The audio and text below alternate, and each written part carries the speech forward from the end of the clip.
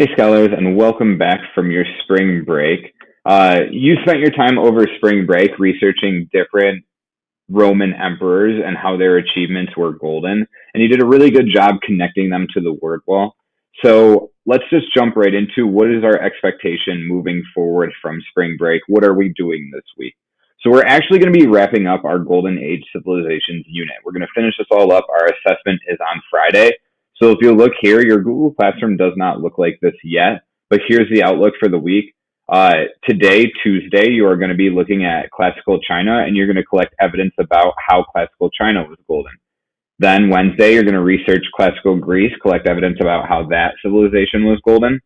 And then classical Rome, you're going to collect evidence on why that civilization was golden.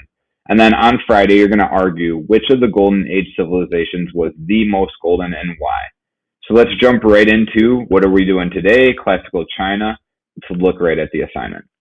Scholars, this Friday, we will be ending our Golden Age Civilization unit with a written argument. You'll be answering the question, which Golden Age civilization was the most golden? In order to do that, we have to review and collect evidence about each civilization we have studied in this unit. Your job for this assignment will be to use the website here, Duxter's Ancient China, to complete the graphic organizers where it says your work over here. Today, you're only focusing on ancient China. You need to review the website, collect 3 pieces of evidence from that website that shows classical or ancient China. Remember, they're kind of the same thing. Achieve the Golden Age in different categories from the word wall. So you're collecting 3 pieces of evidence, and each piece of evidence need to be related to one of these different categories. So you can't collect all 3 pieces of evidence saying that ancient China was golden because they had organized cities. Each piece of evidence needs to be related to a different one of these categories. So make sure you have this Golden Age word wall open. It's in your Google Classroom. Open it up in a new window. You should have this open the entire time because you need to be making your connections back to that in your reasoning. You must provide reasoning explaining how the evidence proves they achieved a Golden Age. Okay, just like I said. So let's jump right into it. Your work, you're going to open this up. And remember, you need to use this website here too.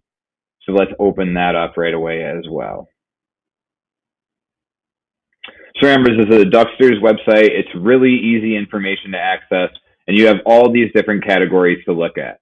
So if you want to look at the government of China, you could click on their different dynasties. If you want to look at their different pieces of architecture, the Terracotta Army was one of them, and so on. So you're going to be collecting evidence from ancient China that shows they achieved a golden age in 3 of these different categories.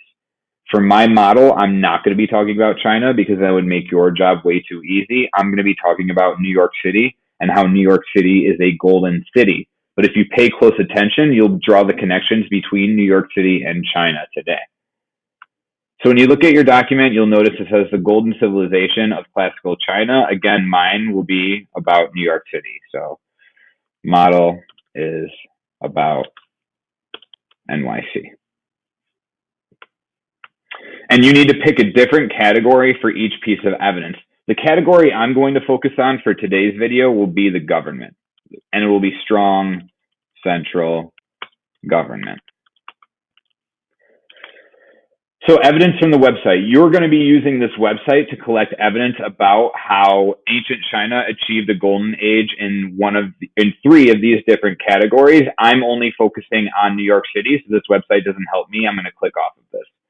So what is evidence about New York City that proves that they are a golden city? All right, and it needs to be related to their government. So one thing that I remember is New York City has a bureaucracy with different agencies or departments, like the Department of Motor Vehicles, the Parks Department, the Sanitation Department, and many more.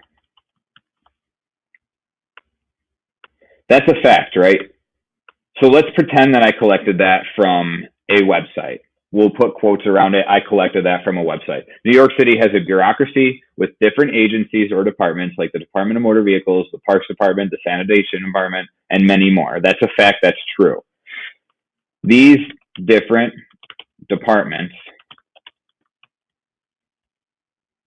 break down tasks.